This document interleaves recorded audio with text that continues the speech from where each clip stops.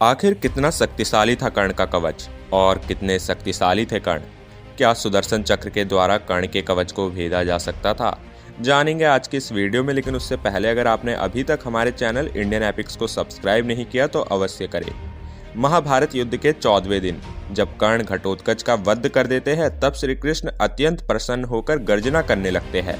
यह सब देखकर अर्जुन कुछ अप्रसन्न होकर बोले, हे मधुसूदन, हिडिंबा कुमार घटोत्कच के वध से आज हमारे लिए तो शोक का अवसर प्राप्त हुआ है, परंतु आपको यह मौके पर भी अधिक हर्ष हो रहा है।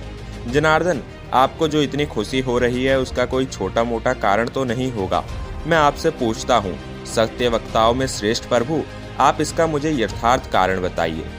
अर्जुन के प्रश्न पूछने के बाद श्री कृष्ण ने कहा, धनंजय, आज वास्तव में मुझे यह अत्यंत हर्ष का अवसर प्राप्त हुआ है। इसका क्या कारण है यह तुम मुझसे सुनो। मेरे मन को तत्काल अत्यंत प्रसन्नता प्रदान करने वाले वह उत्तम कारण इस प्रकार है।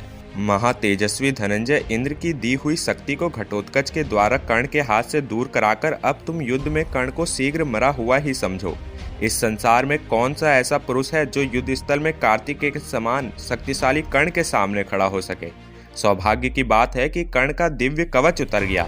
सौभाग्य से ही उसके कवच कुंडल छीन लिए गए तथा सौभाग्य से ही वह अमोघ शक्ति घटोत्कच पर गिरकर उसके हाथ से निकल गई। यदि कर्ण कवच और कुंडलों से संपन्न होता तो वह अकेले ही रणभूमि में देवता सहित तीनों लोकों को जीत सकता था। उस अवस्था में इंद्र, कुबेर, जलेश्वर, वरुण अथवा यमराज भी रणभूमि में कर्ण का सामना नहीं कर सकते थे।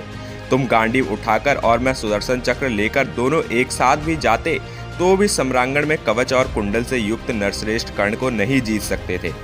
तुम्हारे हित के लिए इंद्र ने शत्रु नगरी पर विजय पाने वाले कर्ण के दोनों कुंडल माया से हर लिए और उसे कवच से भी वंचित कर दिया।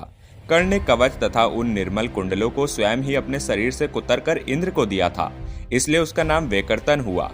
जैसे क्रोध में भरे हुए सर्प को मंत्र के तेज से स्तब्ध कर दिया जाए तथा प्रज्वलित आग की ज्वाला को बुझा दिया जाए, शक्ति से वंचित हुआ कर्ण भी आज मुझे वैसा ही प्रतीत होता है।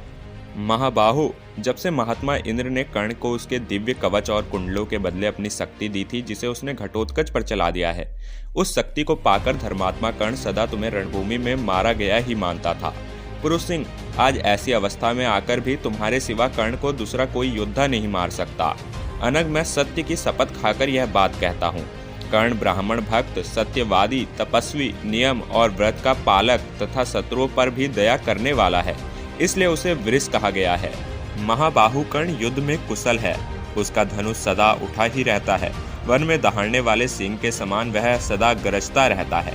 जैसे मतवाला हाथी कितने ही यदुपतियों को मद रहित कर देता है, उसी प्रकार कर्ण युद्ध के मुहाने पर सिंह के समान पराक्रमी महारथियों का भी घमंड चूर कर देता है। पुरुष सिंह, तुम्हारे महामनस्वी श्रेष्ठ योद्धा दोपहर के तपते हुए सूर्य की भांति कर्ण की ओर देख भी नहीं सकते। जैसे शरद ऋतु में निर्मल आकाश में सूर्य अपनी सहस्त्र किरणें बिखेरता है, उसी प्रकार कर्ण युद्ध में अपने बाणों का जाल सा बिछा देता है। पांडुनंदन, कर्ण कवच और कुंडल से हीन तथा इंद्र की दी हुई शक्ति से शून्य होकर भी अब साधारण मनुष्य के समान हो गया है। इतने पर भी उसका वध एक ही उपाय से हो सकता है, कोई छिद्र प्राप्त होने पर। जब वह सावधान ना हो, तुम्हारे साथ युद्ध होते समय जब कर्ण का रथ का पहिया धरती में धंस जाए और वह संकट में पड़ जाए, उस समय तुम पूर्ण सावधान हो मेरे संकेत पर ध्यान देकर उसे पहले ही मार डालना। अन्यथा वह जब युद्ध के लिए शस्त्र उठा लेगा, उस समय उस अजय वीर कर्ण को त्रिलोक में एकमात्र सूरवीर वज्रधारी इंद्र भी नहीं मार सकेंगे।